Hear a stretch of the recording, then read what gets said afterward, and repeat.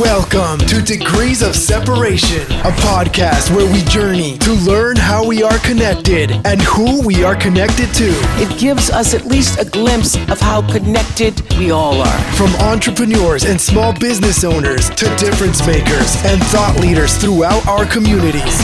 This is Degrees of Separation with Joshua Peacock and Daryl DJ Sales.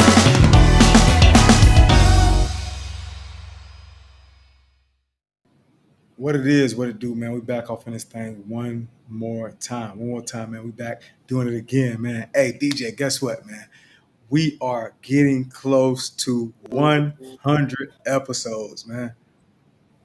Oh boy. Yeah, man. Oh boy. About two more. We got like two more. We got about two more, man. You want to know something funny about that? I just What's was that? talking to a family member, and I had let them know. I was like, "Look, I think we got about 100 episodes." Yeah. Find out that we just 2 away. Yeah, man. We about 2 away, man. I got to look at it. I'm pretty sure it's within 2 or 3. I think after this one, it'll be 2, man. But I'm excited about that, man. And it's pretty cool that we still trucking, that we still, you know what I'm saying? It's still so much more that we have to cover, man. So many more people that we have to reach, so many more businesses and endeavors and community leaders that we have to reach out to, man, and get on this podcast. I'm excited, though, about what is in store for us, man. This is, again, Degree of Separation, man, the best duo on this side of heaven, man. You made a post earlier that said, what's a better duo than these two people? I think you was talking about Ed and Eddie, was you? No, I said Ed and Rummy. Who's that? The two white guys from the Boondocks. Charlie Murphy. Oh, yeah. Okay, yeah. Charlie Murphy played one of them. Yeah, he played one of them. It's Charlie Murphy and Samuel Jackson. Oh, yeah. I was gonna say, me and you the best duo, man, besides the two. But yeah, man. Without further ado, man, we have a young man who is doing big things in his avenue. He's gonna bring him right on, man. Everybody say hello to Allen Barney. What's up, everybody? How are we doing? We're doing good. We're doing good, man. Appreciate the love. Yes, sir. It's good to have you on, man. Man who's very knowledgeable in his avenue. Our degrees of separation, man. How far do we go back, Allen? Ooh, let's see. I started at Cheney Brothers 2014, and you were there. So you was coming in right when I was leaving then. Yeah. I remember you being there a short amount of time and being in a warehouse like that with so many people and learning a whole new culture and everything. You know, everybody just blended in. I remember you, though, speaking out a lot, you know, at those safety meetings and being there for the employees. And then you were, I don't know how much we got to talk, but then you were gone. Yeah, I was up out of there, man. You know, things got a little tumultuous over there. You know, things is happening, man. I had to hit the road to go get some more money, man. I ain't Cheney Brothers. You was with First Peacock? Yeah. I was there for 8 years, man. Yeah, man. Yeah, I know a lot of. My bad. No, you're good. You're good. No, I was gonna say I know a lot of drivers. I ran into a lot of their drivers, man.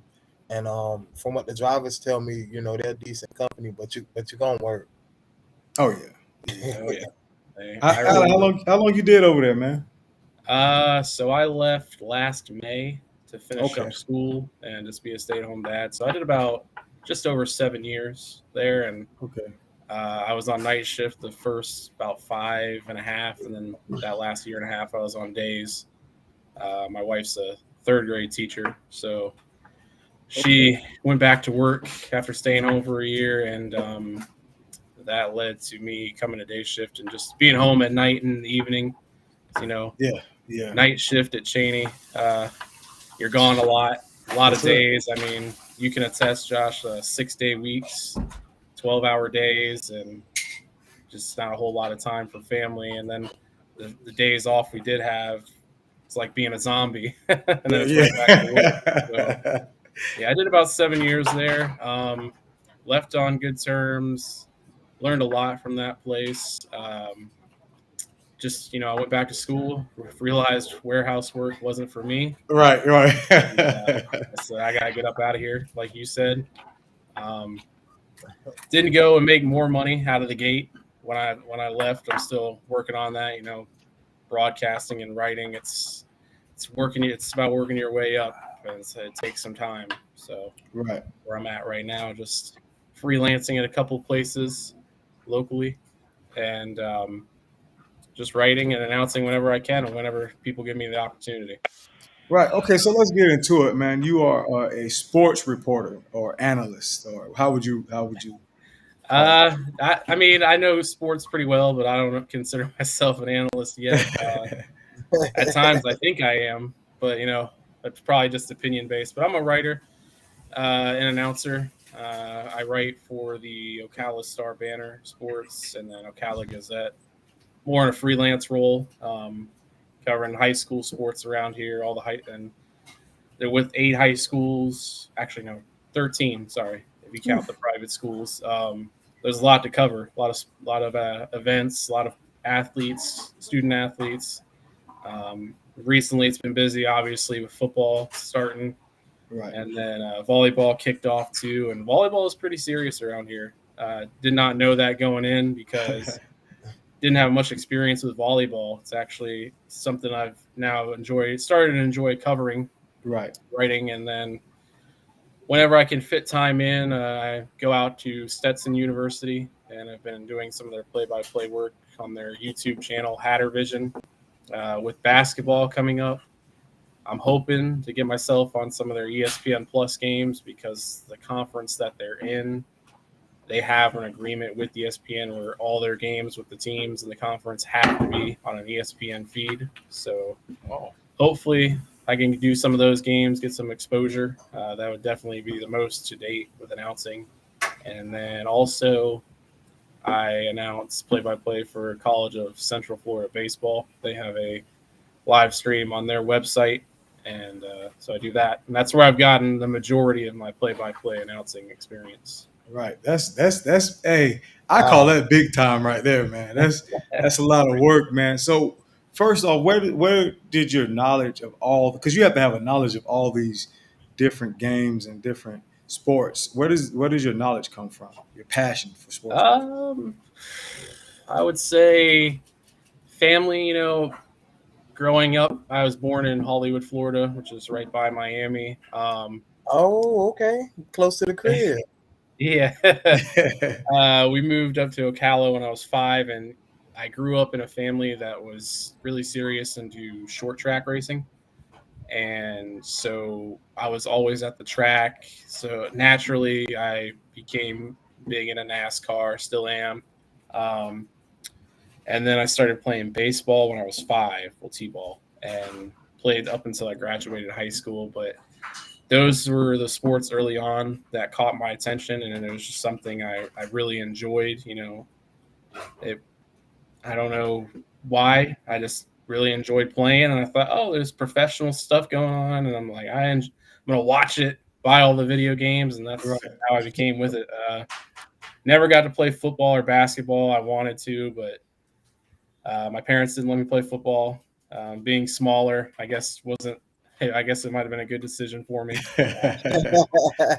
And my basketball skills I never worked on, so I was never good to even think about playing. But yeah, just I love the aspect of the brotherhood and being a part of a team, and that translates over into watching teams and identifying with players that you enjoy watching, and that's what really drew me into sports, and that's what I'm still with today. And then it's funny, I know so I got so many useless sports knowledge and facts and information, and I'm like, I can't even use this in the real world.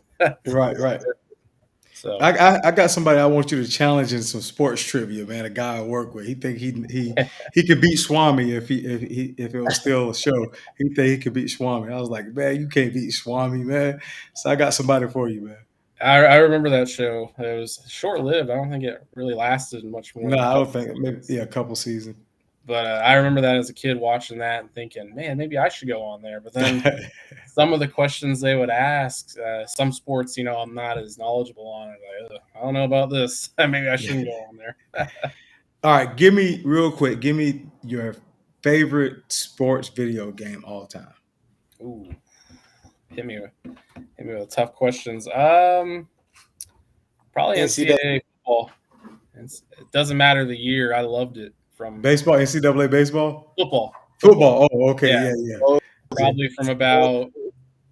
I'm trying to think of the first game I had. Who was on the cover?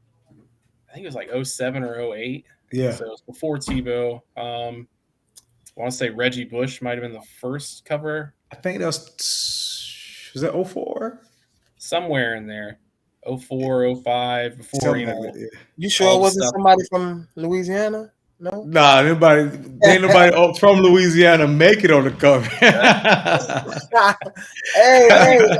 Hey. I bet Leonard Fournette would have made it. Yeah, he could have. He was so popular for that year or two. He could have. For real. That's funny. They're coming back, man. Mm-hmm. I'm happy about it. I mean, unfortunately, I don't game at all because between work and everything and kids, there's no time for it. But yeah, maybe I'll try it out, see what it's like. Hopefully, it's close to what it was before because those games, man, I put a lot of hours in middle school and high school and first year after high school before I really started working. I probably played it too much.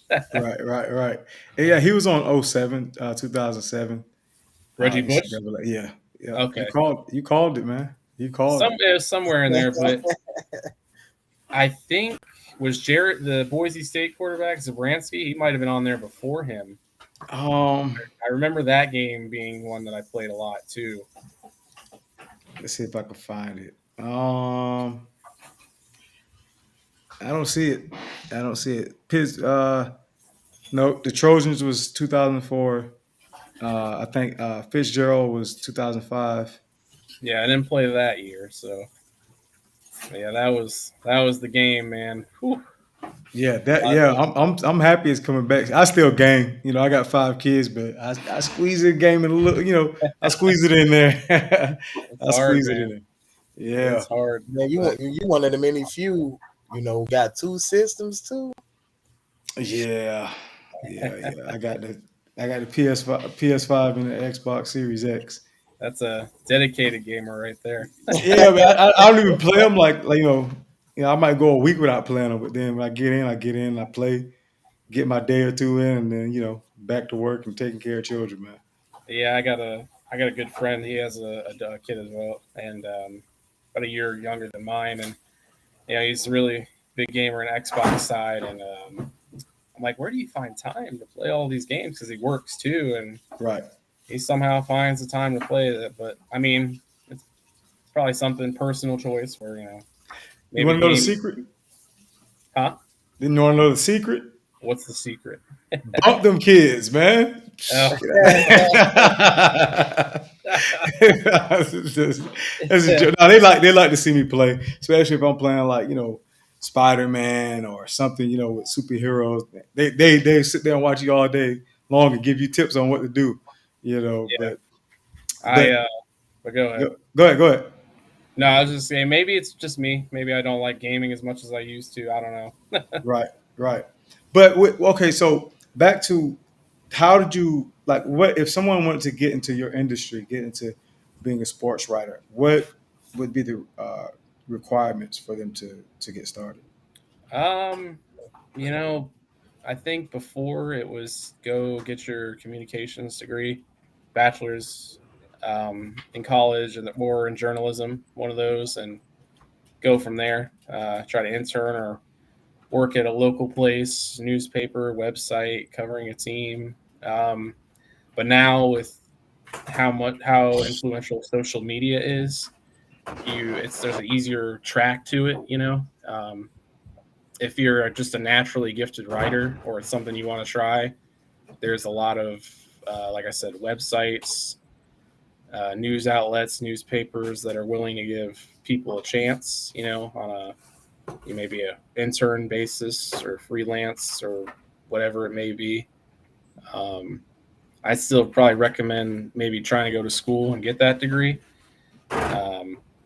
just so people know you got the training, and then just go from there. Just try to figure out who's hiring. It's kind of hard though because newspapers are on the decline, and it's more about online writing now. But there's so many websites that need writers, and it's just the pay might be on the lower end if you get paid at all, or it might be like a pay per view type thing where clicks become a thing, and you just gotta grind and work your way up from there.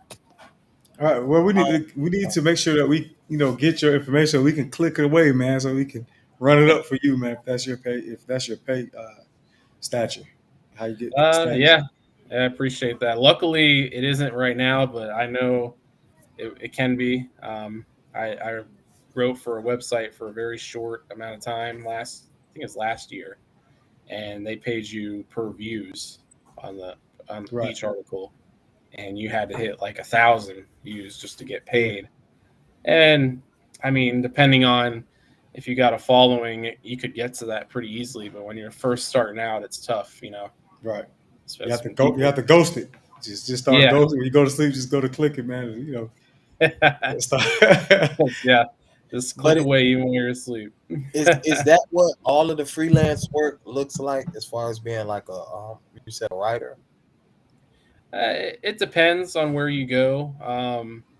I think if you end up at more well-known, reputable places, and you get lucky enough to land in one of those spots, they might offer you a situation where you're getting paid per article that's published without the views, or they're doing salary or something like that. The lower places or mid-tier, it's per view, and you got to kind of gain a following, and that's where using social media to your advantage can help, like Twitter and stuff like that, because you share that stuff on there, and if it's good enough, people like you, they'll come and read your stuff. Right. So what's the difference between journalism and communication? That's a good question. Journalism, I think, is just writing and being like a gatekeeper for whatever you're covering, whether it's a community, a team, a league, whatever. Like, you're trying to get the facts out and be as objective and unbiased as you can be, because as a journalist, when you start to get on that side of biased and false information, you lose that credibility. Right. And, at UF, they pounded that into your head in those writing classes, was you can be as good as a writer as you want, but if you don't keep the facts true and don't show bias and just be objective, that credibility is out the door, and then you're back to where you started, square one, or people don't trust you, and then it turns into the outlet or the website people don't trust, or like you hired this person and you think that they're reputable. And so journalism for me is, like I said, about the writing and all that, and the unbiasedness. Where on the communication side, in my experience, from what I've learned and what I've seen, going and working in communications, you're working for somebody on the other side, whether it be an organization or a company. Like public relations work usually falls in that, or you're not necessarily not telling the truth, but you're more so working in the best interest of somebody, like I said, a company, a person, or an organization on the other side of it, where you're not necessarily digging for all the facts and trying to get the truth out there. But at the same time, you try to keep the credibility, and it's hard because you don't want to cover up stuff for a company. And, Right. Public relations, there's a lot of work where you're having to, try to spin it in a way that's still positive. So, and communications, there's a lot of other stuff you can do, writing, production with video and doing video work. It just depends on really what kind of company you're working for. It's pretty much using anything to tell a story, different avenues to tell a story. Yeah, pretty much. And And it doesn't always have to be in the best interest of a company. If you're just a freelancer and you take on jobs with communications, that falls under that umbrella, I feel like, as well. Okay. You see, he mentioned University of Florida, right? Because that's where he got his degree at, the best college in the nation. Man, always top 5 public school, always top 5 public school, year after year. You know what I mean? Year after Yeah. year, DJ. Wow, that's how you feel. That's the truth. See, I'm a journalist right You now. being I'm just objective. stating the facts, of that Florida is a top 5 public school every single year. That's All right, true. See? so with that being said, so as a freelance writer, um, like how would that look? Because I don't know, I'm just like weird and I ask pretty in-depth questions. So how would that look? Let's say I just got my degree, boom. Um, because I had a certification, and I'll be honest with you, when I first got out of school, I wasn't really when I first graduated high school, I wasn't really like I didn't know what I want to do. So I was like, hey, just go back to school. That's all I know how to do. And I went and got a certification for web design, not knowing that I needed like a portfolio of websites that I had already designed. Because all I knew at that time was I go to someone else's job, they provide me with the materials and I work.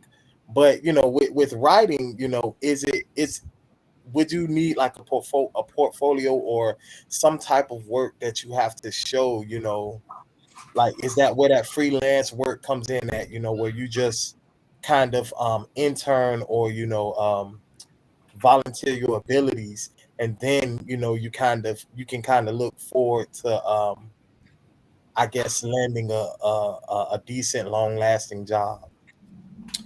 Yeah, freelance. It's definitely about getting a collection, and I see a lot of people who are just ahead of me in their careers or that have their own personal websites, and that's where you put your own portfolio together, whether it's articles or news reports if you're wanting to work on the video side, or like my main goal is play by play. So for me, I try whenever I announce a game, I'll pick out good stuff where I sounded, somewhat decent, and I'll put those clips together and make a highlight video out of it, like just like athletes do, where they pick out their best plays. That's what I try to Yeah. do. Um, but yeah, it's definitely like I said, you're you're on the right track. It's about creating that portfolio and showing employers for bigger companies like, hey, I got the experience.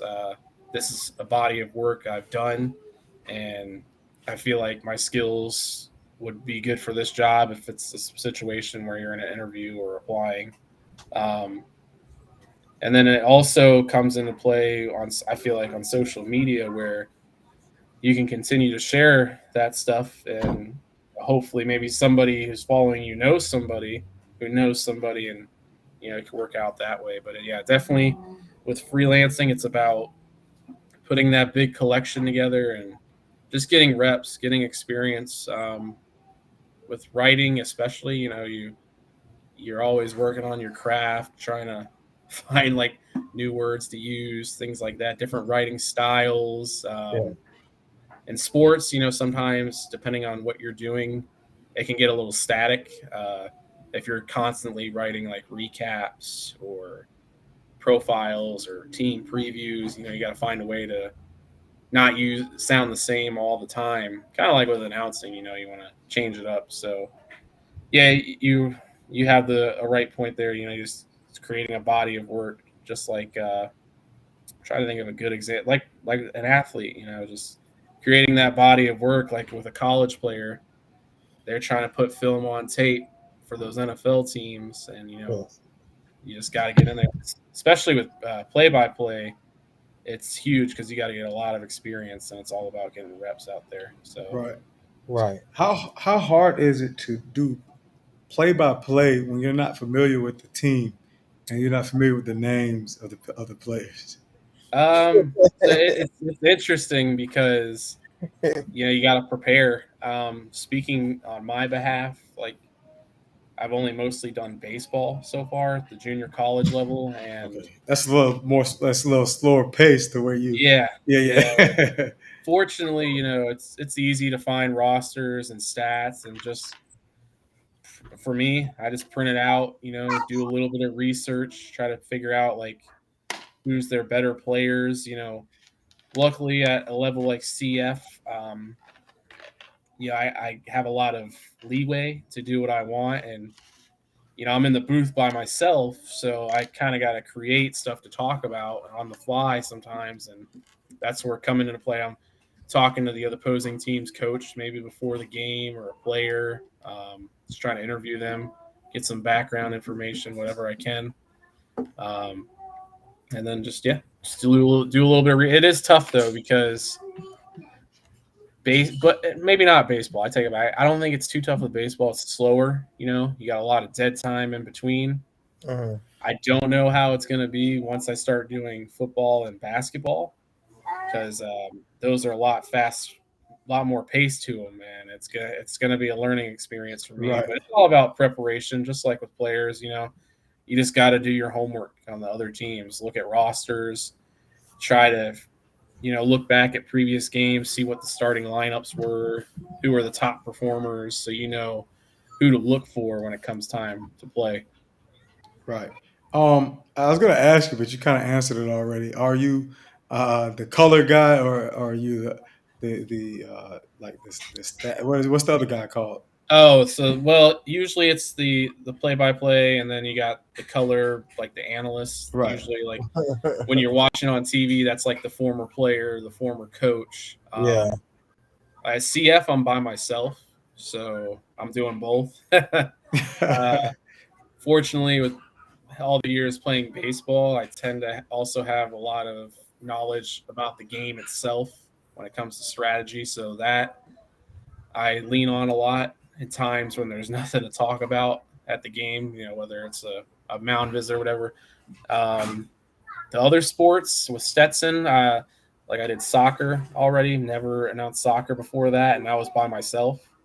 Right. So I, and being that like I said, I've never really watched soccer, I basically had to start from scratch, learn the Right. positions, learn the lingo, learn Right. the stats, learn it all. That was a good week process studying every day because it can be a little terrifying doing a sport for the first time and you're by yourself without a coach or a player who can help you along with it. So what sport have you found a love for that you never knew about before? Um, Probably I knew about volleyball, but I didn't know much about it. Obviously, other than you spike the ball, it's a point. Okay. Right. Right. Um, but recently, like I said, the Star Banner has been letting me cover some of the high school games around here, the matches, and it may be just because it's the area and there's good teams, but it's volleyball is kind of it's fun to watch. There's a lot of energy. There's not a lot of dead time where you get in like baseball and I mean even football between plays and timeout. Like volleyball, there's a lot of intensity and a lot of Right. fast paced back and forth. It kind of resembles basketball in a way a little bit. Right. Just different stuff they're doing, but I've come to really enjoy that. There's a lot of, like I said, energy, fire. These girls that play, they are serious about it, and you could tell they put in a lot of time and effort, and I can appreciate that. And volleyball has become one where I enjoy it now. I don't mind like down the road if I'm doing something that's more consistent with whether it's announcing or writing, Right. covering volleyball. So, Right. What school? What high school did you go to? oh, North Marion High. They call it Ah, Calpatti High. yeah, Cal Patty High. Yep, I went to the Nellis, so I understand. Man, you went way out there, them sticks, huh? Yeah. Yeah, I grew up in when we moved up here. I lived out in Anthony. which is right by Citra. Yeah. So that's right there on the way to Gainesville. And yep, North Marion was the spot. I went there. I think I started right after Greg Carr graduated. I played with Greg Carr. Yeah, Greg I Carr. played against him. He's a good dude. He's now the football coach, head coach up there, and it was at a place like North Marion. They put a lot of emphasis on sports. Obviously, not ahead of everything, but like it was definitely a good time and interesting because like I played baseball and the coach, who's still the coach, Dale Hall, he ran it like a college program. Right. You know, it wasn't the typical high school program where we're gonna do fall ball, we'll do some practices before the regular season starts. And it was year round there. Like we played spring, which was the regular season, played summer. We maybe had 2 weeks off, and then we got into fall ball, and then maybe had a week off, and then we were working out all winter. So North Marion was where I went to school, but it was definitely something that I'm glad I got to go to that school over some other places. But I know like Dunellen, they take their sports very serious as well. Yes, sir. And you know, they've built up quite a program in football out there. So I got to cover them a couple times already, and they got it there. Yeah, let's get into how you covered. You know, first off, you work as freelance for Star Banner, right? The Ocala Star Banner and the Ocala Gazette. Okay, I need you, if you could, see if you could find my football stats from 2003, 2004, because when I search online, I cannot find the stats. I don't know if you guys do it now, but I remember back in those days, in the early 2000s, they used to list all the schools and all the top tacklers, all the top, all the rushing yards, do you guys still do that? So max preps is really, really important at the high school level as sports. You know, it's dependent on the coaches or somebody at the school obviously inputting them. But Max Preps is the site I use where all of the rosters, stats for every sport, every school are at. What year did you say you played? 03, 04, the last year. I need them stats, man. That's like Allen Barney. Oh, yeah, 4 touchdowns in one game. So you said you played in 04? Yeah, 03. I graduated in 04, so that would have been the 03 season. Okay, so the furthest back it goes here on Max Preps with Dunellen football is 04. So yeah, really? Okay. Okay. I'll have to look into that and see. The head coach there now, Coach Sutton. Yeah, I played with him. He was a junior when I was a senior. Yeah, I can maybe ask. You know, I've gotten to know him pretty well, covering him and his team. So maybe he can dig up something somewhere. Yeah, I call him Bulldog. Talk to old Bulldog for me. I will. Next time you talk to him, call him Bulldog. He'll know exactly where it's coming from. He's probably like, where'd you get that from? I don't know. Somebody told me. I got a source. I got a source. Yeah. So how do you when you go and you feature these high schools? Is them? Do you get to pick what school you want to go to, or they send you on assignment? How does that work? It depends on which paper. The Banner, they send me places. They're just like, hey, you want to cover this game? And I'm like, sure, I'll do it. With the Gazette, I've been fortunate enough to get to know the publisher, Jennifer Murdy, who's also the owner, and she also has Ocala Style magazine. Okay.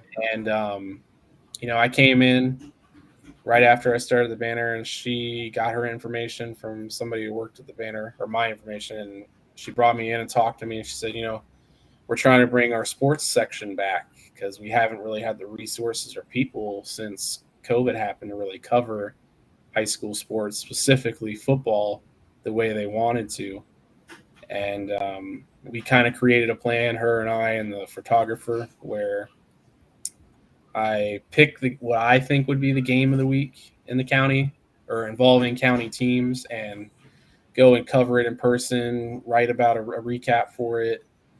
I'll also cover a second game, not in person, but usually I'll pick a second game and write a smaller recap, talk to the coach, stuff like that.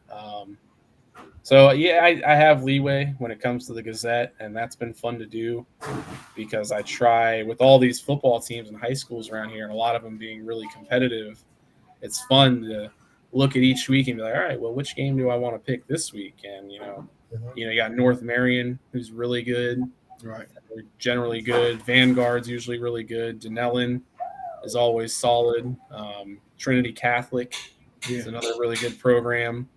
Bellevue most years is pretty good. So, yeah, I get to pick with them. With the banner now, here you go. Here's your assignment. Have fun. Send us the article when you're done. And so you have to have that article the very next day, right? That night, actually. So with the banner, when I cover a volleyball game, they start at 7, and then usually they're done at like 9. And I'm usually home 9:30, 10 o'clock after interviews, and then I try to get it done within like an hour or so of that and send it over.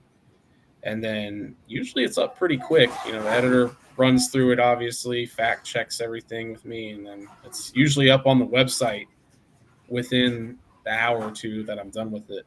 Right. The paper, I'm not sure what the turnaround is for there, if it's that next day or maybe the day after. I would say that next day. But and then with the Gazette, they only print once a week. So I get the stories done Friday night. As soon as I get home, I get to write and try to get those done like in an hour or two, both those stories, and send them in. Their website, they go up as soon as they get it and look at it. And then when the paper comes out on Fridays, it's in there. So. Okay. I miss those old paper days. My first period, I wouldn't do any work. I would just sit there with the newspaper and cut out. I used to cut out the comics that I like. I used to read the comics, cut the comics out that I like, and then I'd read the stats and see where I was on the tackle list and all this other stuff and read. I miss those old paper days, man. I wonder what the high school students do nowadays, man, to see their stats. They're probably just scrolling through Instagram and no, I'm just kidding. They probably look on Max Preps, but a lot of coaches now are really good. Coaching staffs are really good about keeping stats. Like they usually have somebody doing it for them, and a lot of them, they have those stats back to me within an hour or two after the game, after watching film. So they probably know. They probably get told. Right. When they evaluate film or whatever, or if they really want to know that night, they might, reach out to their coach or whatever. But yeah, a lot of the staffs and the coaches are really quick and they're good about stats, so they probably know. They don't even need to look at the paper anymore like it used to be. Right.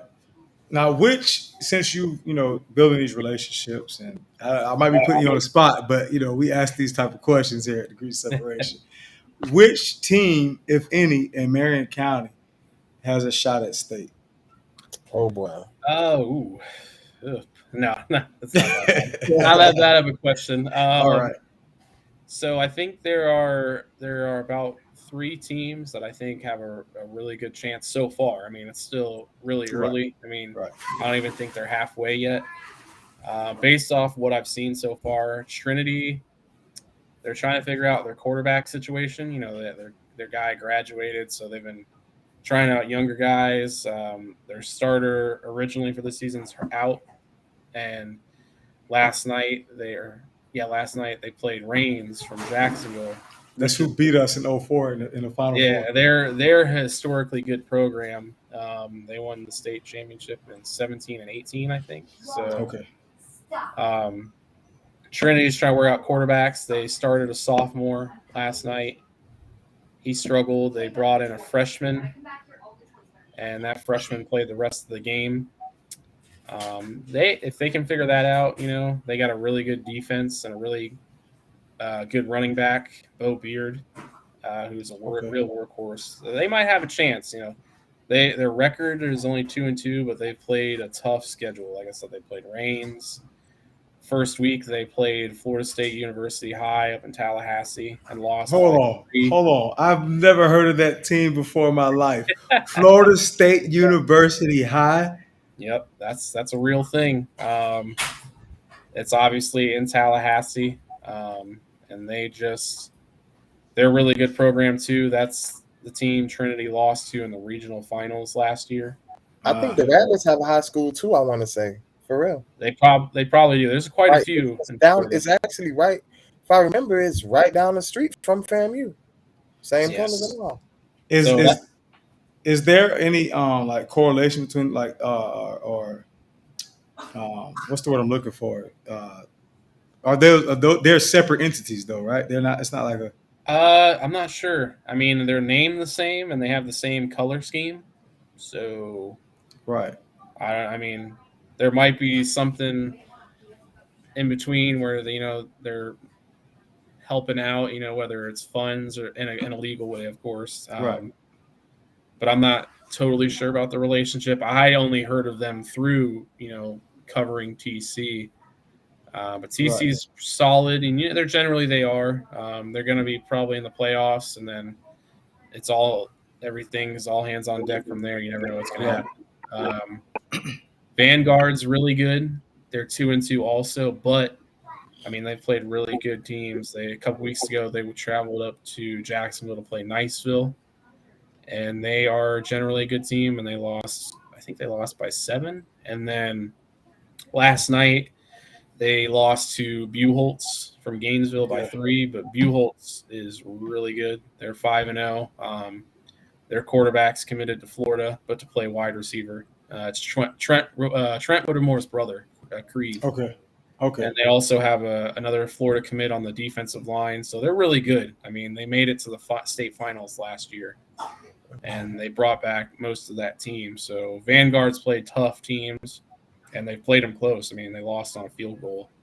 So I feel like Trinity and Vanguard have a good chance. And then North Marion, they're 4-1. They surprisingly lost last night at home to Sewanee.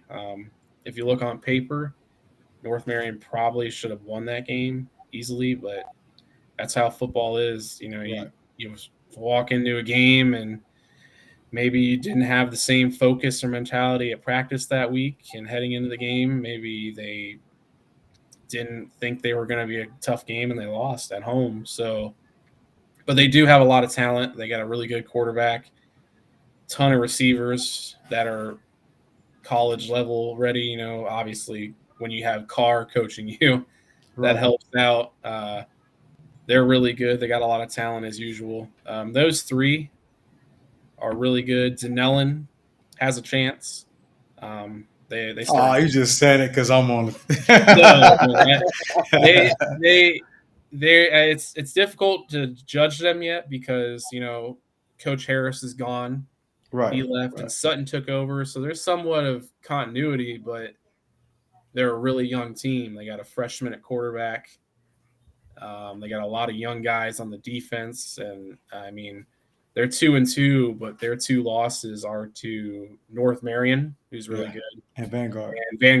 And they lost to Vanguard in overtime. So it's not like they got keeping up with Denellen. You hear that, man? Hey, man, this is my team. I ain't went to go see him play yet. I work night still, but I could have went last night, but I was a little tired. But I'll keep it up with my team. I'm watching my team. I'm really gonna be a shoe salesman, living in a 2-story house. 4 touchdowns. Give him a job. Let him be the DB coach. Yeah, hey, TS, look out for me, baby. I really would like to. That's something I did. I would like to, at one point would like to have gotten into. I'm really happy for TS getting the job, and I'm really pulling for him to do well because he knows his football. He was the line coach there for a few years that I know of, and I'm just really hoping that And I know he'll do a good job, because he knows the game and he has a passion for it. That's hence why I call him Bulldog, because once he get a hold of you, he ain't gonna let go, man. I'll let him. When I talk to him, like, hey, Bulldog, I got somebody who can. You need another assistant. I got somebody who's interested. Hey, I don't even want to coach like the plays. I just want to be the hype man. I want to be the hype coach. It's the guy with the towel. Yeah, the guy with the towel, just the get back coach, and tell them to, just get them hype and pump them up before the game and during the game, and just let me be that coach. You can do the pregame and postgame speeches too. Yeah, just let me come talk to him, man. It's funny that you said those get back coaches. That's like a real thing now. That's Yes, that's sir. at the college level. Like guys are getting paid to do that. It's crazy. Did you see Napier today? I did not. I haven't got to watch the game yet. I followed it on. I know it's bad, but I was out all day, and yeah, I got to watch it. But I'm pretty sure he had a guy tugging at him all day. Oh, he had about 4 coaches holding him back. He's trying to get to the refs, man. There was like 4 coaches holding him back, man. I saw on Twitter he got penalized. Yeah, yep. Oh man. Yeah, he was there. He was like he was ready to go jump on the refs, man. I mean, that's better than what we had with Mullen. Yeah. Mullen was all smiles all the time. Oh, okay, whatever.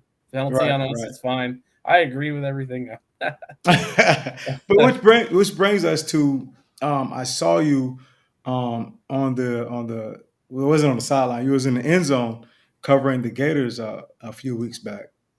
Unfortunately, that was last year. Was that last? Okay. Yeah, that was last year. But no,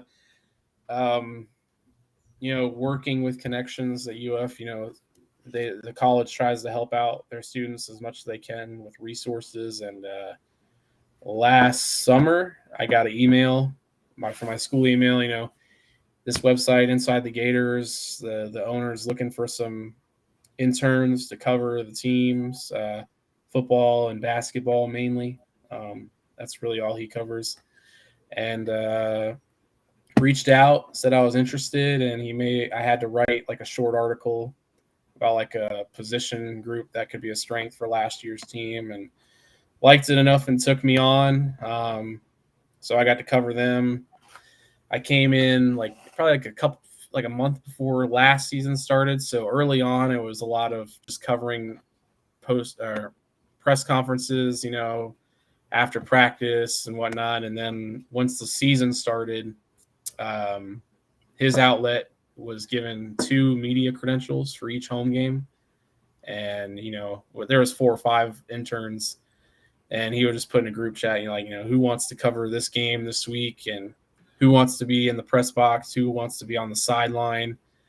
I volunteered to do sideline for last year's season opener against Florida Atlantic, and I fell in love with it. It was so fun and just such an experience to be on the sideline. And, it might have been also an extra level to that because it's the school I went to and, I've been a fan of since I was 8-9 years old. Right. Who knows if I would have been doing it for another school, if I would have enjoyed it as much. Right. I worked the sidelines for, I think it was 5 or 6 games. I did FAU, South Florida, Alabama. I want to say Florida State, and man, you played some big games, man. Tennessee. I did 5 on the sideline, and then I was in the press box for Vanderbilt, which I'm glad I did because that was a noon game. Yeah, it was hot that day. I'm like, I think I'm glad that I'm up here today. Right. But I got to do the sideline. It was a lot of quick reporting, Twitter stuff, videos, statuses, real quick on your feet, because things move fast, and also interacting with the users on the forum, giving them information for their subscribers. And that's what that was. It was fun. Like I said, I loved it. You got to see it from a different perspective. Like I was from 5 feet away from these guys, and just hearing them interact with their coaches on the sideline after a drive, it's a totally different experience. Or, I tried to follow the radio team for the Gators, the sideline guy, Tate Casey, former tight end for the Florida Gators. He's their sideline reporter for the radio broadcast. And after about the first half of my first game, I realized maybe I should follow him wherever he goes, because he's going to know where to be and he knows where the action's at, being a former player. So I made it a point I'd follow Tate wherever he went. And after a while, I wonder if this kid's gonna stop following me. I knew he knew what he was doing, and he's been the sideline guy for a few years now, and being a former player, I had to go follow him, and like I said, just total different insight, different perspective. I got to learn a lot more about the game. You get to see the true emotions of the players when you're down there. I think one of my most watched videos on there, other than the touchdowns, was when Florida State played. I was on the sideline for that game, and pregame, you know how it is in college with rivalries. The typical thing happened. Guys were jawing at each other, and I can't remember where I was. I was down in the end zone, and I could see it brewing. Like, I knew something was going to happen. And sure enough, I think it was Jacob Copeland, who's at Maryland now, wide receiver. Somebody said something to him, or it might have been the other way around. I'm not sure.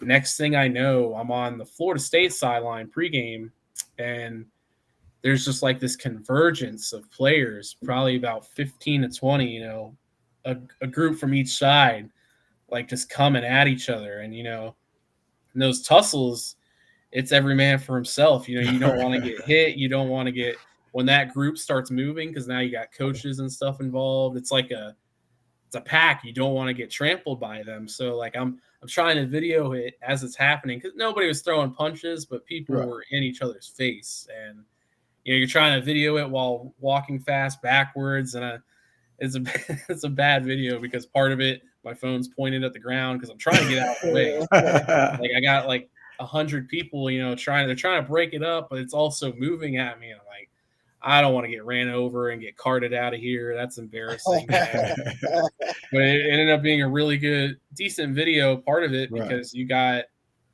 to see all that emotion between rivals. And it was the end of the season, and it was a tough season for both programs. So there's obviously a lot of anger and tension, and there's a lot on the line in terms of going to a bowl game, and it let out. Obviously they were probably talking to each other, social media beforehand, but seeing it was also like, man, this is just being there was just a whole other level of experience, and it was great. And I remember you commented on one of my videos. I think it was a Dameon Pierce touchdown. Yeah. And I was right there in the end zone to video it, and I think you said something like, man, that pop when the crowd, yes, sir, uses that energy after a touchdown, it's crazy. And being down there, everything sounds it's much louder. Like, you think when you're in the stands it's loud, but when you get down there, I found myself like, how are these guys communicating with each other? Like, that noise is real. And I mean, obviously Florida's not the only stadium. There's plenty of them that are like that, but nah, Florida's the only stadium. I mean, I heard LSU was pretty good too. I mean, I can't even, as a Gator fan, I can't even talk bad about LSU, because I don't even remember the last time we won there at night. Yeah, a lot of people don't win there at night. I think at night, because we won there in 2016, but that was day. I don't even remember. Probably the 90s. Right. I can't tell you, man. I know it's been a long time, because that's why they call it Death Valley. Every time we go there and it's a night game, I'm like, oh, that's a loss. Thank God we have them home this year. It's gonna be home this year. Yep. And we could probably lose the next 3 games leading up to that, and I'm pretty sure it'll still be a 7:00 game. Florida's going to push for that. No. I don't care that we're 2-5. We want 7:00. Right. We want prime time. Yeah, man. It has to be, like you said, an experience. It has to be amazing to be on the sideline reporting on your favorite team. You know what I mean? And be in the midst, like, just be around all of that, man. It was, I felt like while you were there, I was there. I've had pretty good seats over the years. I've been to the past couple of FSU games. I went to the LSU game when we lost by 1 at home. I've been to some really good games and had some really good seats. But to be on that sideline, man, it's just like, man, I was happy for you that you were able to, experience that, man. It's And I mean, it goes beyond just the noise and seeing the players. You know, there's so much more like going on during a college game. You got the cheerleaders, you got the mascots, you got Florida. They're always doing orange, blue, or something like Right. that, and like Two bits. two bits, and then Bands. obviously the Tom Petty song at the end of the third Yes, quarter. sir. When you're down there on that field, like I said, it's a whole another animal just to look up and you're like, oh man, and seeing all the lights, it's crazy. Like it's something that hopefully I'll get the chance to do again. Hopefully it's paid next time. Right. But I was grateful for the opportunity. I just had to step away from it because, like I said, gotta start getting paid at some point. And Right. He was strictly doing college interns, so hopefully I get a chance to get back to covering Florida again. Who knows? But it was awesome while it lasted, and it's definitely a lot of memories from it that I'll keep, even though the season didn't turn out the way we wanted it to. Right. I believe you can get back there, man. Like you said, it's all about grinding and making those relationships and getting back to that point.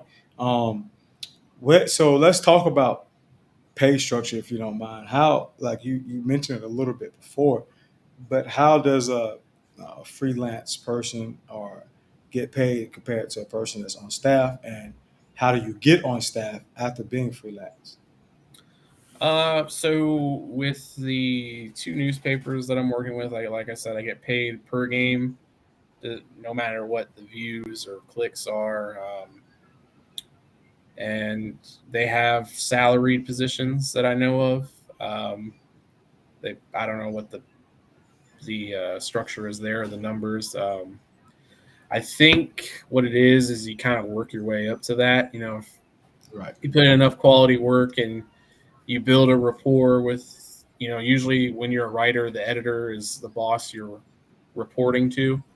So, maybe if they like you enough, they can move you up.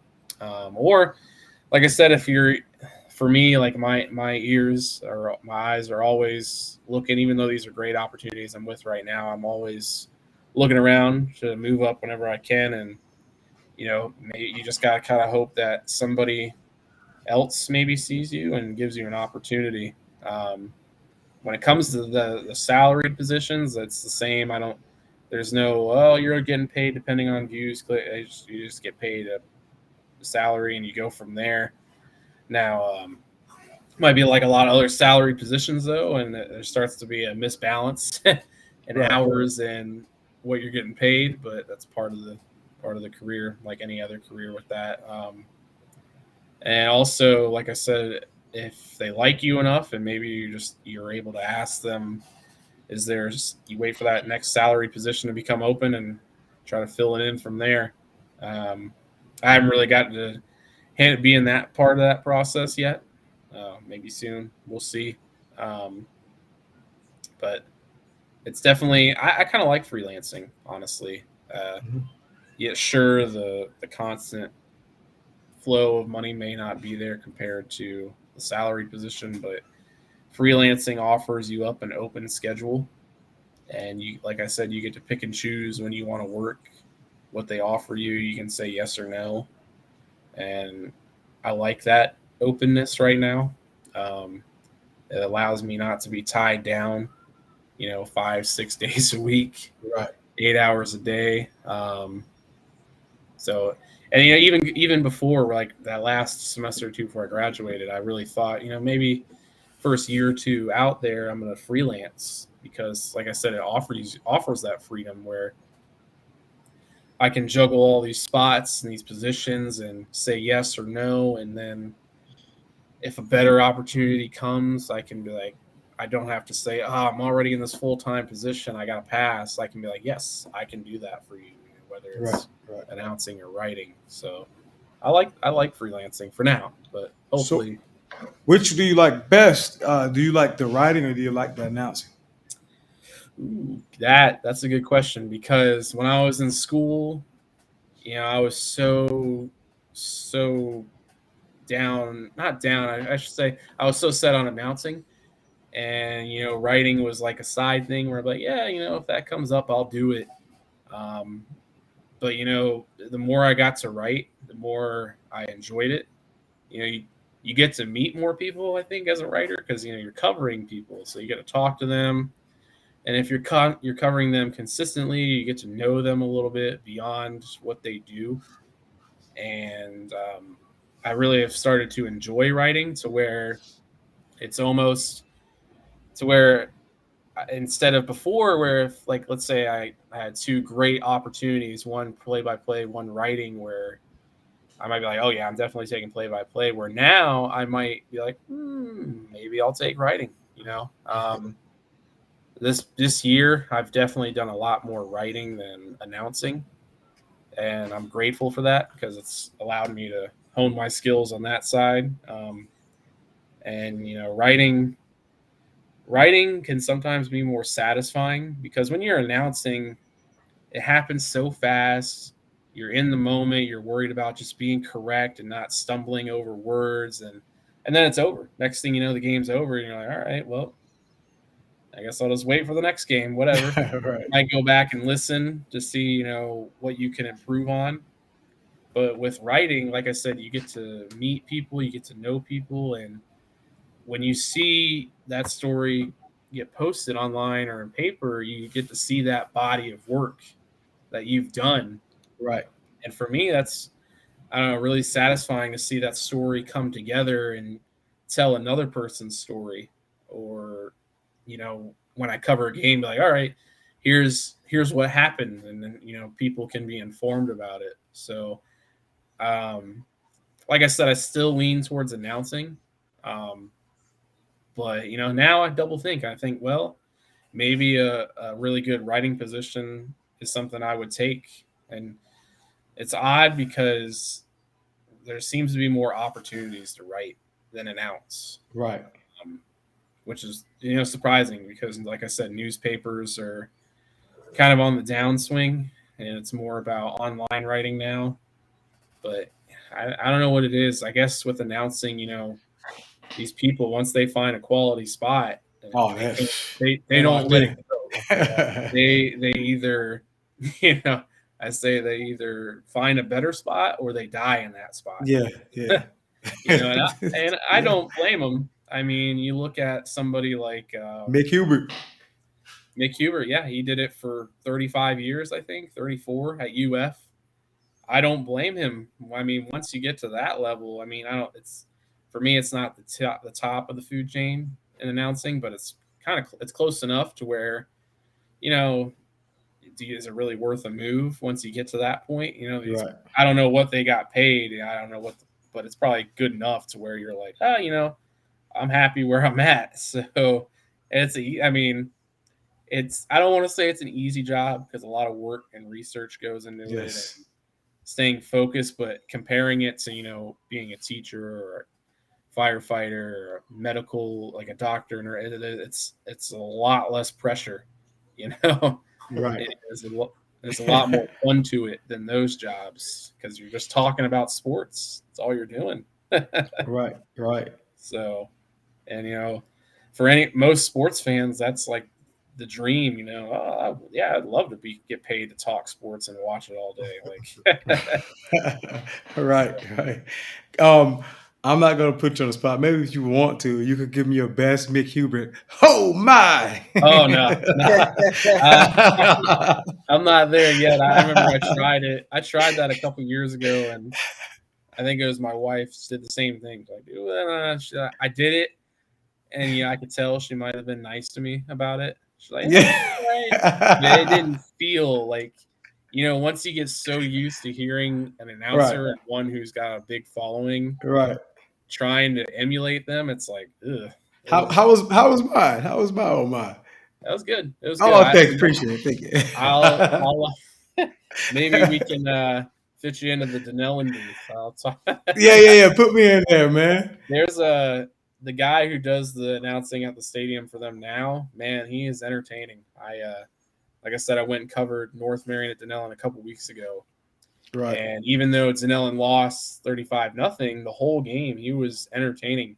He was he had the glass in front of him, of course, up in the booth, and he had all these like funny anecdotes written down, and he was hilarious. Like, right. He kept me entertained regardless of how the game was on the field. Like, that's kind of what you got to do as an announcer sometimes, when a game gets out of hand and it's just kind of like teams are just trying to get the game over with, you got to find another way to entertain. And I like to think that announcers are another form of entertainers. Right.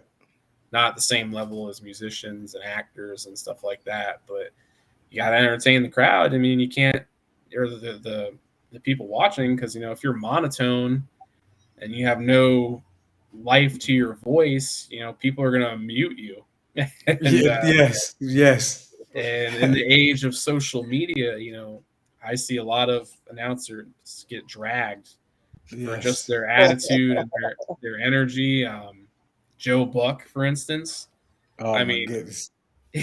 See what I mean? A lot of people don't like him. I don't know. I'm not sure what it is, but maybe it's something he's doing. And, it's like I said, I like to think of it as you're entertaining, and you don't want to be in the booth just boring the whole game. Right. But it's hard because you got to really like toe that line. You don't want to be too boring, but you also don't want to be overexcited all the time where they're like, what's he yelling about? Yeah. Homer. Don't want to be a homer either. Yeah, it gets tiring. And like, I'm trying to think of really good guys like Gus Johnson. He's really good at being able to balance. He has his moments where he's normal, and then Gus is famous for bringing that energy and being really loud on those oh my god plays. He's really good. There's so many good ones that I just off the top of my head. I like Joe Tessitore. Yeah, he's good. I really like him. I've been seeing him starting to get dragged a little bit. I don't know why. Yeah. Maybe it's just certain teams don't like an announcer when they cover a game and that team's not doing too good. Right. But how much can you fluff up the losing team? It's hard. You try to do what you can, but you don't want to. You got to show support for both sides, and I think it was Gator fans that there's a lot of them that I read like don't like Tessitore, and I'm like, well, he must be calling a lot of games for Florida's not doing too good. Right. It's so weird because like the go-to thing I see with fans with broadcasters is, oh, this broadcaster loves this team. Yeah. Well, yeah, when that team's winning by 4 touchdowns, like, yeah. What do you expect? What's the one that calls all the games? I think he retired on CBS. He was with not Brad Nestle. Vern Lundquist. Yeah, Vern was like a Gator, anti-Gator. Oh my goodness, dude. Oh well, knowing how many Gator fans I know, a lot of people didn't like him, but I've seen other fan bases not like him because he would get a lot of names wrong. Yeah. He'd either mispronounce it. He's old, man. Or like he would say the wrong name, and I'm not. That's been a stickler, man, a little bit. I think he was just anti. Every time he called the Gator game, he was like he wanted the Gators to lose to me, man. Well, the dude that's still there now, the color guy, Danielson, he's like that. He's all over Alabama all the time. Oh yeah, most definitely. Both of them. That's how they both used to just buddy up in that booth, man, and just ride the Gators. Like it'd be like, man, just like say, cut down the volume. And that's it's funny because probably even during the Tebow years and Meyer years, they were probably still like, oh yeah, the Gators are okay, Yeah. I remember 2006 when LSU and Florida played in the Swamp, and that was when Jamarcus Russell was there, and at the time, he was the best quarterback in college, and I remember he had a rough game. I think he threw a couple picks. They fumbled a kickoff return, and Florida made plays. LSU just had a tough day. I mean, you hear that, DJ? Best quarterback had a tough day in the Swamp. Best quarterback.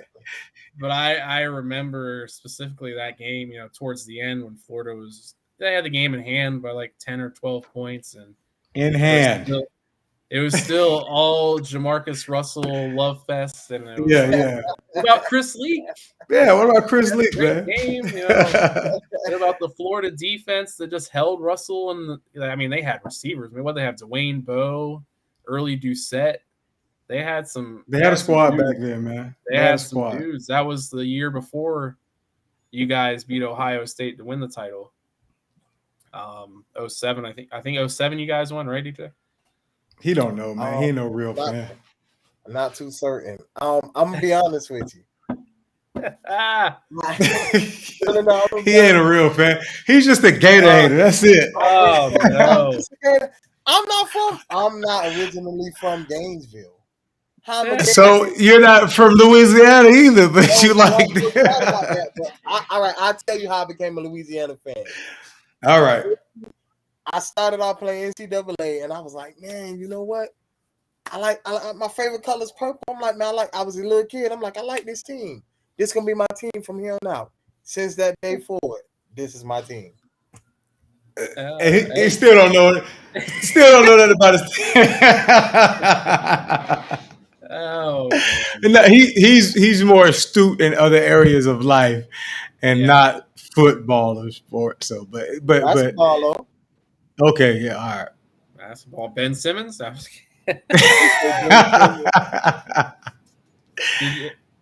Did that one semester he was there? How was that? I don't even hear about him in the league. He ain't even fly in the league. Yeah, I mean, he sat out last year. I don't even know why. Because his feelings was hurt. Yeah.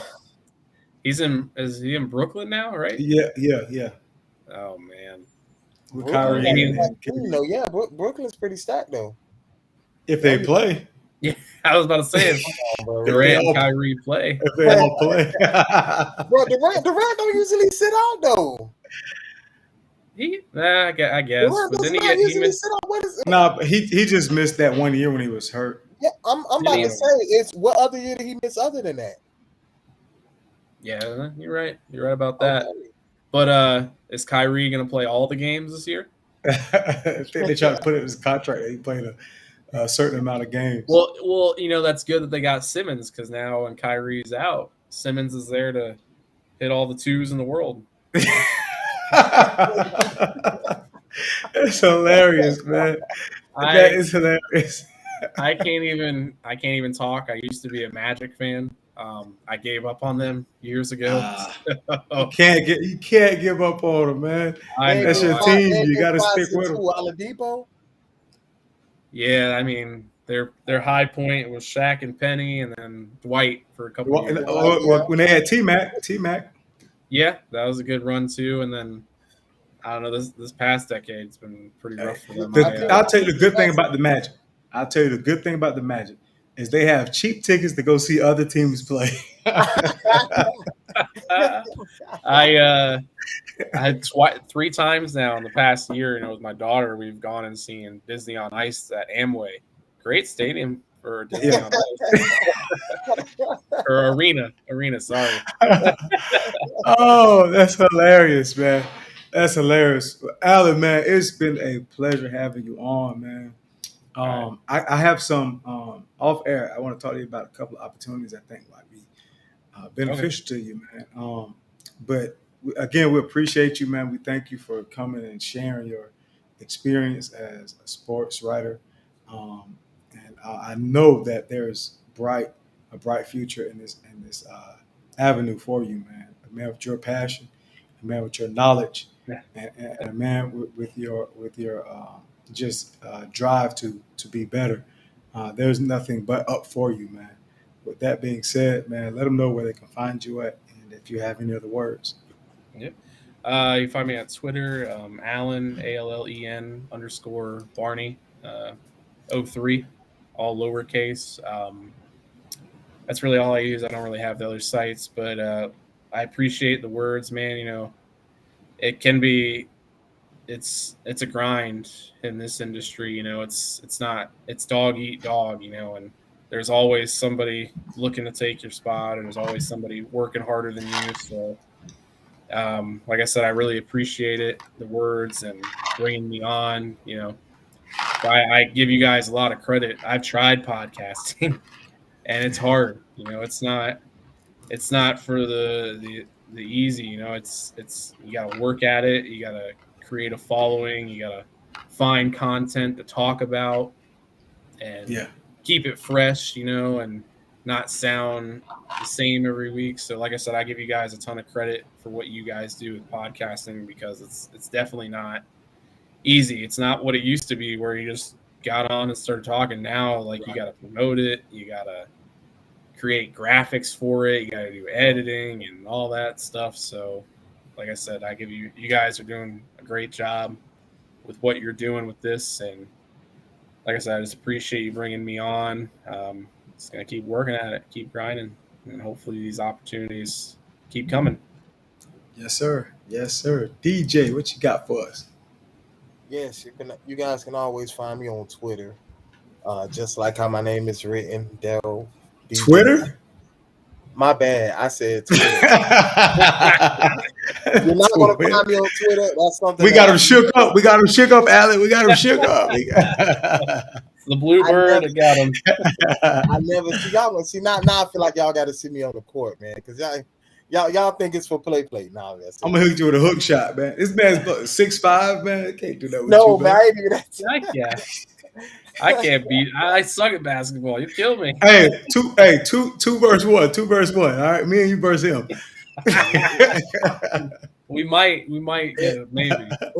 In my heyday, I would have took you on, but man, I went to jump rope, and I ain't stretched and pulled something, but yeah, man, my knee hurt from Friday, from Thursday's work, man. My knee still hurt. Listen, I'm 29, and I can't get too crazy now. Like, I'll pull myself. You're older than 29, aren't you? No, 29. Oh man, I probably look about 40. Oh man, no, you're a lot younger than I thought. Because you said you came right after Derek Carr and those boys. Yeah, I think he graduated in. He graduated with me. Okay, maybe not right after. Now that I think about it. He was in school in the FSU like 06, 07. So I didn't get to high school till 07. I graduated in 11. So okay. My little brother graduated in 09. Okay. So yeah. Okay. I thought you was a little older, man, but nah. I know my hairline, shows otherwise. But see what mine is, right? That's what I'm gonna need to do next. Step. Hey, I tried to look.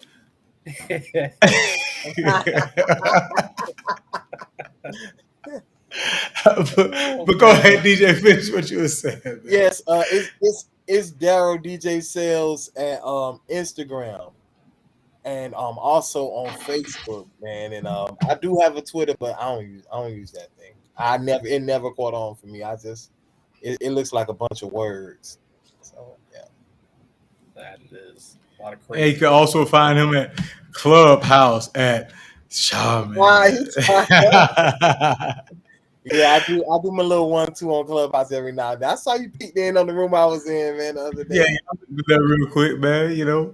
I open up the door, crack it, open it, shut it again. I don't be there too long, man.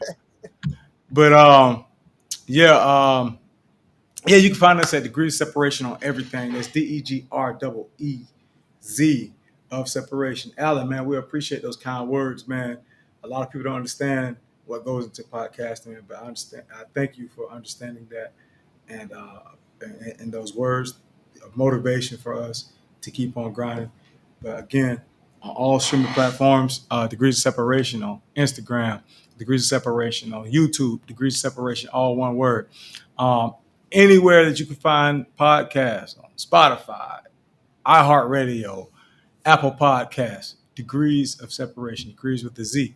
We may be 1 or 2 degrees separated from each other, but when it comes to God, there should be 0 degrees of separation. And we out.